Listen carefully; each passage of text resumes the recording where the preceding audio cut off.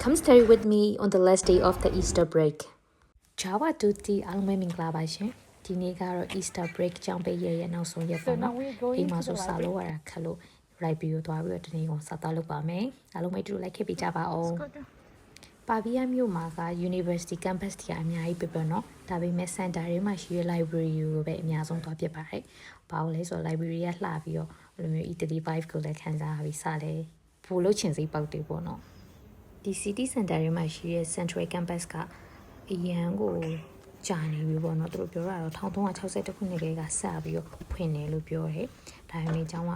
ခေတ်အဆက်ဆက် renovation တွေလုပ်တာတော့လုံးဝဟောင်းနေလို့မထင်အောင်လုံးဝ campus ကြီးကအရန်မိုက်တယ်ကွာ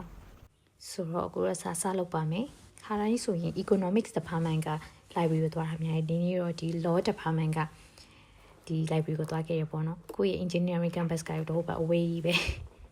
ဆဆချင်းရောက်တဲ့ email ပို့စရာရှိရပို့တယ်ပြီးတော့ဆလုပ်ပါတယ်စာလုပ်ရင်းနဲ့အတူတူပါလာတဲ့အိမ်ရမောင်လေးကစာလမ်းမေး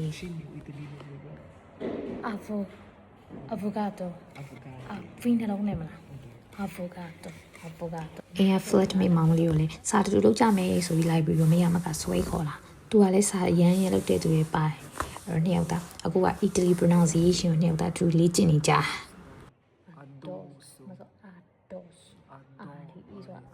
ဒါတော့စာကို focus လုပ်နေရပေါ့နော် focus တတိချာချာလေးလုပ်နေမျက်နှာကြီးကိုစုပေါ်နေရပဲ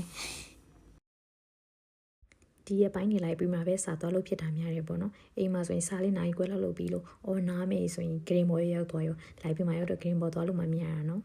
အချို့တော့ဒီမှာစာလို့ဖြစ်တယ်ပေါ့နော်15မိနစ်လောက်နားဒါမှမဟုတ်9မိနစ်လောက်နားပြီးစာပြန်လုပ်ိုရနီကတနာရီခွဲကနေလိုက်ပြီးစာရောက်တဲ့ညနေ6နာရီခွဲထိစကားလေးပြောလိုက်စာလေးလုံးလိုက်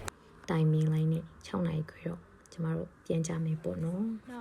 I finished studying. အော်မေးလို့မပြန်သေးဘူး6နာရီခွဲတော့ aperitif ပို့သွားစကြမယ်ဆိုပြီးနေတော့စန်တာကို9မိနစ်လောက်လမ်းလျှောက်ပြီးစန်တာလေးရောက်ပြီး aperitif ပို့သွားစကြရပေါ့နော်စန်တာရဲ့မှာလည်းလူအများကြီးပဲညနေခင်းဆိုလာလာဒါတော့ aperitif ပေါ့ပါသူတို့ညစာမစားခင်မှာသူတို့စားကြရဲ့ညနေခင်းပိုင်းပေါ့နော် aperitif ပို့လို့ခေါ်တယ်4.5 euro ကြာတယ်အေးတစ်ခွက်ရေးစားစရာရေးတန်နေပေါ့နော်အယောင်တန်နေဝါတီပီကလည်းနှစ်ယောက်တည်းအိမ်ကိုလည်းရှောက်ပြန်ခဲ့ကြပါတယ်အစောတိကြည့်ပြီးရတဲ့အတွက်လည်းအလုံးကိုကျေးဇူးတင်ပါတယ်ရှင် See you in the next video bye bye